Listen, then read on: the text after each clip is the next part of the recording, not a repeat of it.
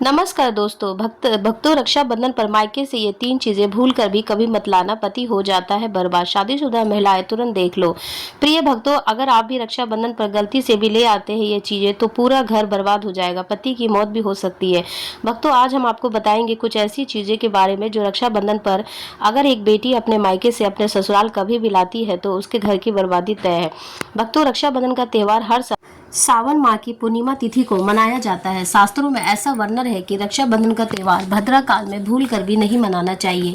भद्रा काल में रक्षा सूत्र यानी राखी बांधना बेहद ही अशुभ माना जाता है। शास्त्रों में कहा गया है कि भद्रा का त्याग करके ही रक्षाबंधन का पर्व मनाना चाहिए। इसके साथ ही रक्षाबंधन का त्योहार किस दिन मनाया जाए इस पर बहुत ज्यादा ही उलझन की स्थिति है। भक्तों, इस बार कई लोगों का मानना है कि रक्षाबंधन 8 अगस्त को मनाना चाहिए और वहीं कुछ लोगों का मानना है कि 9 अगस्त को रक्षाबंधन का त्योहार मनाना शुभ रहेगा। तो ऐसे में आज हम आपको बताएंगे, इस वीडियो में बताएंगे कि रक्षाबंधन का त्योहार किस दिन मनाया जाएगा और इसकी सही तारीख क्या है, 8 अगस्त या फिर 9 अगस्त। साथ ही आज हम आपको भद्रा काल का भी समय बताएंगे, क्योंकि इस बार रक्षाबंधन पर भद्रा काल का साया रहेगा, इसलिए राखी बांधने का शुभ मुहूर्त आपके लिए जानना अति आवश्यक है। और यह भी बताएंगे कि रक्षाबंधन पर मायके से भूल कर भी इन वस्तुओं को नहीं लाना चाहिए। भक्तों, आगे बढ़ने से पहले अगर आप भी चाहते हैं कि माता लक्ष्मी का आशीर्वाद आपके ऊपर सदैव बना रहे तो इस वीडियो को एक लाइक करके अपने चैनल पीएस धार्मिक विश्वा को सब्सक्राइब कर ले और कमेंट्स बॉक्स में जय माता लक्ष्मी लिखकर अपनी हाजिरी जब अवश्य लगाए। भक्तों, रक्षाबंधन जैसे पवित्र और भावात्मक त्योहार की तो थोड़ा सतर्क रहना बहुत ही जरूरी होता है। रक्षाबंधन भाई बहन के रिश्ते का सबसे खास दिन होता है। इस दिन अब बहन अपने भाई की कलाई पर रक्षा सूत्र यानी राखी बांधती है और उसकी लंबी उम्र, अच्छे स्वास्थ्य, खुशहाल जीवन की कामना करती है। वहीं भाई भी वचन देता है कि वह जीवन भर अपनी बहन की रक्षा करेगा, हर मुश्किल में उसका साथ देगा। लेकिन भक्तों, आपको एक बात जरूरी बताना चाहेंगे कि शास्त्रों में बताया गया है कि रक्षाबंधन का त्योहार भद्रा काल में बिल्कुल भी नहीं मनाना चाहिए। भद्रा में राखी बांधना अशुभ माना गया है। अब आप सोच रहे होंगे ऐसा क्यों? इसके पीछे एक बहुत ही पुरानी और महत्वपूर्ण कथा जुड़ी हुई है। कहा जाता है कि लंकापति रावण ने अपनी बहन से भद्रा काल में ही राखी बंधवाई थी और उसके 1 साल बाद भीतर ही उसका अंत हो गया। यही नहीं, शास्त्रों के अनुसार जो शनि देव की बहन मानी जाती है उन्हें ब्रह्मा जी ने एक श्राप दिया था कि जो व्यक्ति उनके समय में कोई भी शुभ या मांगलिक कार्य करेगा उसका फल अशुभ नहीं अशुभ ही मिलेगा। अब सोचिए, वह स्वयं रावण जैसे बलशाली राजा जिससे नहीं बच पाए तो हम और आप कैसे बच सकते हैं। इसीलिए मेरी आपसे प्रार्थना है कि भद्रा काल में राखी ना बांधे, इंतजार कर लीजिए, लेकिन गलत समय पर पवित्र बंधन ना बांधे। रक्षाबंधन की शुरुआत भी बहुत सारी कहानियों से जुड़ी है। एक कथा के अनुसार जब महाभारत के युद्ध में भगवान श्री कृष्ण को चोट लगी थी तो द्रौपदी ने अपने साड़ी का टुकड़ा फाड़कर उनके हाथ में बांधा था। उस समय कृष्ण ने वचन दिया था कि जब भी द्रौपदी को जरूरत होगी वह उसकी रक्षा करेंगे, और फिर वही हुआ भी। चीरहरण के समय भी कृष्ण ने अपना वचन भी निभाया। एक और कथा है कि माता लक्ष्मी की, जब भगवान विष्णु ने राजा बलि को वचन दिया था कि वह उसके पास रहेंगे, तब माता लक्ष्मी ने राजा बलि को राखी बांधी और उसे भाई मान लिया। बदले में राजा बलि ने वचन दिया कि वह भगवान विष्णु को मुक्त कर देंगे। इस तरह रक्षाबंधन का पावन पर्व माता लक्ष्मी से जुड़ा गया है। अब अगर आप बात करें कि रक्षाबंधन मनाने की सही तारीखे की, तो सुबह जल्दी उठकर स्नान करें, हो सके तो नए कपड़े और साफ सुथरा कपड़े पहने।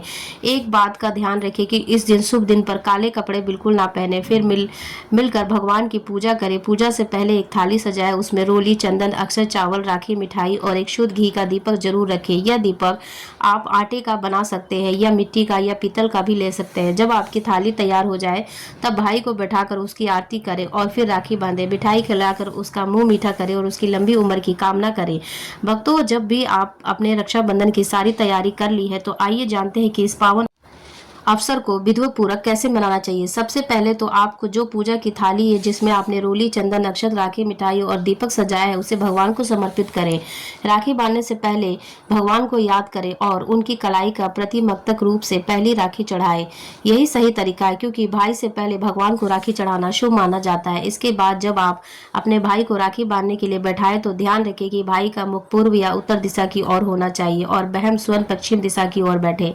रक्षाबंधन पर घर के मंदिर में पूजा पाठ करने के बाद भगवान गणेश को भी राखी बांधना आवश्यक बांधनी चाहिए। उनके आशीर्वाद के बिना कोई भी शुभ काम पूरा नहीं हो सकता है, इसलिए उन्हें जरूर शामिल करें। अब जब भगवान को राखी चढ़ाई गई हो, गणेश जी को भी समर्पण कर लिया हो, तो अब बारी आती है कि भाई की कलाई की थाली को ठीक से सजा लें।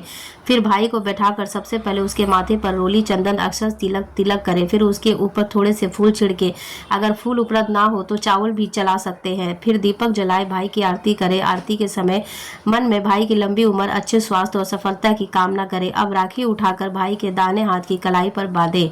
अच्छे से ध्यान रखें कि बांधते वक्त सच्चे दिल से उसके लिए मंगल कामनाएं करें। इसके बाद उसे मिठाई खिलाकर उसका मुंह मीठा कराएं और फिर भाई की भारी आरती करें। भाई को चाहिए कि वह बहन से वादा करे कि बहन, तुझसे वादा करता हूँ कि तेरी हमेशा रक्षा करूंगा। तू जो भी कहेगी तेरी हर बात को पूरा करने की कोशिश करूंगा। अगर माँ बाप नहीं है तो मेरे लिए तो माँ बाप दोनों की तरह भूमिका निभाऊंगा। तुझे कभी भी अकेला महसूस नहीं होने दूंगा। इस वचन के साथ भाई को अपने बहन को कोई उपहार या शगुन भी जरूर देना चाहिए। यह उपहार एक चीज नहीं है, बल्कि उस प्रेम और सम्मान का प्रतीक है जो भाई अपने बहन के लिए दिल में रखता है। अब भक्तों, आइए जानते हैं कि 2025 में रक्षाबंधन का त्योहार कब मनाया जाएगा। इस वर्ष में रक्षाबंधन शनिवार 9 अगस्त को मनाया जाएगा। पूर्णिमा तिथि शुरू हो रही है 8 अगस्त को दोपहर 12:12 पर और समाप्त होगी 9 अगस्त को 1:24 पर। रक्षाबंधन के अनुष्ठान का समय 9 अगस्त को शाम 5:47 से लेकर रात तक रहेगा।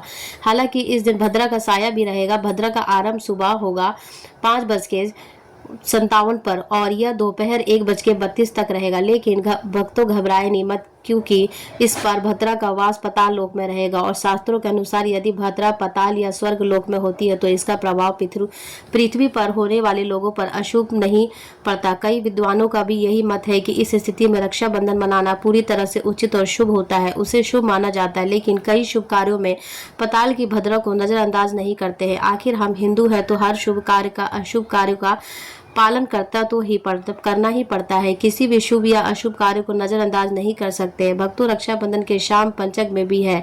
रक्षाबंधन वाले दिन शाम के समय पंचक लग रहा है।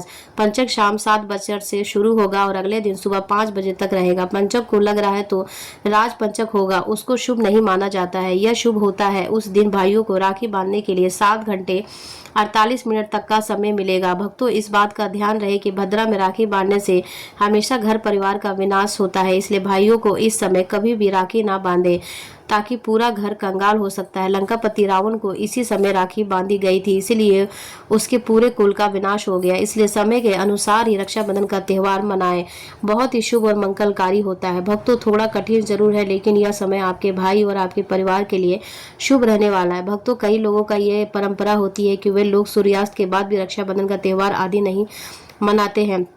भक्तों, शुभ मुहूर्त पर ही राखी बांधने से भाई को कई लाख गुना शुभ फलों की प्राप्ति होती है। इसका कभी अमंगल नहीं होता है। ऐसी बहनों का भाई जहां भी रहता है दिन दुगनी चार चौगुनी तरक्की की पाएगा। ऐसा भाई लाखों करोड़ों में खेलेगा, रुतबा, पैसा, धन दौलत सब कुछ कमाएगा। राहु दोष, पितृ दोष, नदर दोष, मंगल दोष सब कुछ दूर रहेंगे। और भक्तों, रक्षाबंधन पर भाई को काली राखी नहीं बांधना चाहिए, शुभ नहीं माना जाता है। भाई की कलाई पे हमेशा लाल रंग की राखी बांधनी ही शुभ और मंगलकारी माना जाता है। भक्तों, रक्षाबंधन के पावन अवसर पर उपहार में बहन को चाकू, छुरी आदि कभी नहीं देना चाहिए। इससे जीवन पर नकारात्मक का गहरा असर पड़ता है। ऐसे में बहनों को सफेद कपड़ा भी उपहार में नहीं देना चाहिए, कोई चप्पल आदि भी नहीं देना चाहिए। उपहार में दक्षिणा, सुंदर भेंट अवश्य देना चाहिए।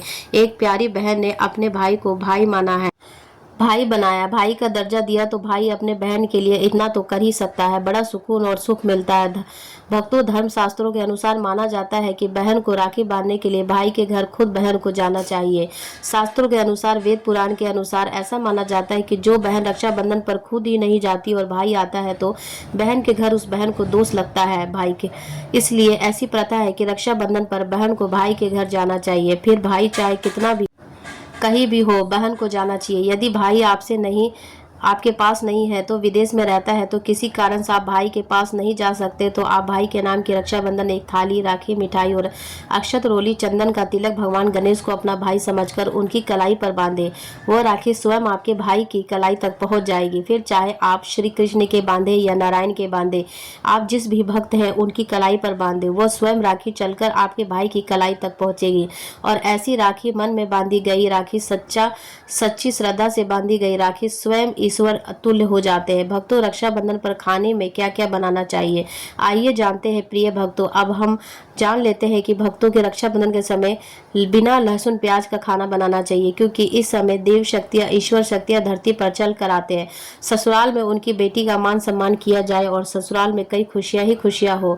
लेकिन कई बार माँ बाप कुछ ऐसी गलतियाँ कर बैठते हैं जिसकी वजह से बेटी को और पति को जीवन भर दुख सहना पड़ता है। बेटी को दी गई कुछ चीज़ों के कारण उसके जीवन में खुशियाँ बजाय दुख दरिद्रता आने लगती है। आइए जानते हैं कि बेटी को कौन सी चीज़ें गलती से भी नहीं देना चाहिए। बेटी को कभी भी मिर्च ना दे, इससे उसके शादीशुदा जीवन में कड़वाहट फैल सकती है। ऐसा माना जाता है कि बेटियों के साथ मिर्च देने से उसके और उसके पति के रिश्तों में तकरार हो जाती है। बेटी को फल या सूखे मेवे दे, यह शुभ माना जाता है। लोग बेटी को गृहस्थी के लिए चूल्हा देते हैं, ऐसा कभी नहीं करना चाहिए। चूल्हा देने से माना जाता है कि वह अपने परिवार में अपना चूल्हा अलग कर लेगी। चूल्हे की बजाय आप अन्य घर गृहस्थी से जुड़े दूसरी चीज़ें भी दे सकते हैं। बेटी को भूल कर भी तेज धरार वाली चीज़ें ना दें। भक्तों, जब आप अपनी बेटी को कुछ खाने पीने की चीज़ें दे रहे हो तो एक बात का खास ख्याल रखें, कभी भी भूल कर उसे अचार मत दीजिएगा, क्योंकि कहा जाता है कि अचार में खटास होती है, वह उसके रिश्तों में भी खटास ला सकती है। अब यह सुनने में आपको अजीब लगे, लेकिन आपके पुराने अनुभव और परंपराएं की यही संकेत देती है। आप चाहे तो अपनी बेटी को मिठाई, फल या कोई और भी स्वादिष्ट चीज़ें दे सकते हैं, लेकिन अचार नहीं। कई बार ऐसा होता है कि किसी महिला को अपने मायके से वो सम्मान नहीं मिलता जिसकी वो हकदार होती है, और जब पत्नी को ऐसा महसूस होता है कि उसके पति भी मायके में इज्जत नहीं होती तो मन टूट जाता है। ऐसी स्थिति में दिल में बहुत पीड़ा होती है और व्यक्ति समझ नहीं पाता आखिर वो क्या करे। लेकिन भक्तों, हम आपके लिए एक बहुत ही सरल और असरदार उपाय लेकर आए हैं, जिसके करके ना केवल आप अपने पति को हक का मान सम्मान दिला सकती है, बल्कि खुद भी समाज में आदर और प्यार पा सकती है, जिसकी आप वर्षों से प्रतीक्षा कर रही है। देखिए, हर इंसान चाहता है कि उसे समाज में मान सम्मान मिले, लोग उसकी बातों को त्वजुता दे, उसकी उपस्थिति का आदर करें। लेकिन कई बार ऐसा नहीं होता है कि उसके पीछे कारण होता है नकारात्मक ऊर्जा, जो व्यक्ति के चारों ओर एक अदृश्य दीवार की तरह खड़ी हो जाती है और उसके आगे बढ़ने से रोकती है। ज्योतिष शास्त्र में ऐसे कई उपाय बताए गए हैं जो इस तरह की समस्याओं से छुटकारा दिला सकते हैं, और आज जो उपाय हम आपको बताने जा रहे हैं, न केवल वो आपका भाग्य चमकाएगा, बल्कि आपके जीवन से तनाव, निराश और सम्मान की कमी को भी खत्म कर देगा। आपको करना बस इतना है कि रात को सोने से पहले एक तांबे का बर्तन ले, उसमें पानी भरे, उसमें सोना या चांदी का कोई छोटा सा सिक्का या आभूषण डाल दे। वह बर्तन अपने पास रखकर सो जाए। फिर सुबह जैसे ही आप उन्हें बिना धोए सबसे पहले वह पानी पी लीजिए। आप सोच रहे होंगे कि इसमें ऐसा क्या खास है। भक्तों, यह सिर्फ एक क्रिया नहीं बल्कि एक ऊर्जावान प्रतिक्रिया है। ऐसा करने से आपके अंदर की सारी नकारात्मक ऊर्जा धीरे धीरे समाप्त होने लगेगी और मन में शांति होगा और सोच सकारात्मक होती है, और आपको अपने आसपास के लोगों से वैसा ही आदर मिलेगा, मान सम्मान मिलने लगता है जिसकी आप सच्चे हकदार है। भक्तों, अगर आपके जीवन में बार बार वाद विवाद हो रहा है, कोई झूठे आरोप लगता है, तो ऐसा लगता है कि किसी की बुरी नजर पड़ गई है, तो एक बेहद सरल लेकिन शक्तिशाली उपाय आपके लिए बहुत ही मददगार हो सकता है। हर रात को सोने से पहले बस इतना करें कि अपने पलंग के ठीक नीचे एक बर्तन में थोड़ा सा साफ पानी भरकर रख दें। फिर अगली बार सुबह उठकर वो पानी घर के किसी ऐसे स्थान पर फेंक दें जहां किसी का आना जाना ना हो। इस पानी के माध्यम से आपके आसपास की सारी नकारात्मक जो झगड़े, कलह या आरोप या प्रत्यारोप का कारण बनती है, धीरे धीरे घर से बाहर निकल जाती है। यह उपाय जितना सरल है उतना ही असरदार भी है। अगर आप इसे रोजाना करना शुरू करेंगे तो कुछ ही दिनों में आप देखेंगे कि आपके जीवन में शांति आने लगेगी और झगड़े कम हो गएंगे और आप पहले से ज़्यादा हल्कापन महसूस कर रहे हैं। अब बात करते हैं समाज में मान सम्मान पाने की। कई बार ऐसा होता है कि बहुत मेहनत करने के बाद भी ना तो नौकरी मिलती है, ना ही तो कारोबार में बरकत होती है, और ऊपर से लोग मान सम्मान भी नहीं देते। ऐसे में ज़रूरी होता है कि आप अपनी किस्मत का थोड़ा सा सहारा दें, और वह सहारा मिलता है अपने पुराने अनुभवों और शास्त्रों से। अगर आप चाहते हैं कि आपको मान सम्मान समाज में मिले और नौकरी मिले, व्यापार में उन्नति हो, हर रोज़ कबूतर और चिड़िया को चावल और बाजरे का मिश्रण डालें, लेकिन ध्यान रहे कि बाजरा आपको शुक्रवार के दिन ही खरीदना है और यह प्रतिक्रिया शनिवार से शुरू करनी है। जब आप ये काम नियमित रूप से करेंगे तो देखेंगे ना सिर्फ आपके भीतर सकारात्मक ऊर्जा बढ़ेगी, बल्कि आसपास के हालात भी धीरे धीरे आपके पक्ष में आने लगेंगे। मान सम्मान मिलेगा, रुकी हुई योजनाएं चलने लगेंगी और आर्थिक स्थिति में सुधरने लगेगी। साथ ही अगर आप बुधवार के दिन गणपति बप्पा को धूप अर्पित करते हैं तो इससे भी आपके विशेष लाभ मिलता है। गणेश जी तो स्वयं ही विघ्नहर्ता है, जो उनके चारों चरणों में सच्चे मन से कुछ अर्पित करता है, उन्हें न केवल मानसिक शांति मिलती है बल्कि जीवन के हर क्षेत्र में सफलता भी मिलने लगती है। तो भक्तों, ये छोटे-छोटे उपाय हैं, लेकिन इनमें से बहुत बड़ी-बड़ी शक्तियाँ भी छुपी है। इन्हें अपनाकर देखिए, आपका जीवन की दिशा और दशा दोनों ही बदलने लगेंगे। मान सम्मान, धन, नौकरी और शांति सब कुछ धीरे-धीरे आपके जीवन में आने लगेगा। बस श्रद्धा और निरंतर बनाए रखें। भक्तों, ये तमाम जानकारी जन रुचि को ध्यान में रखकर दी जा रही है। वास्तु शास्त्र के उपाय को अपनी आस्था और विश्वास पर आजमाएं।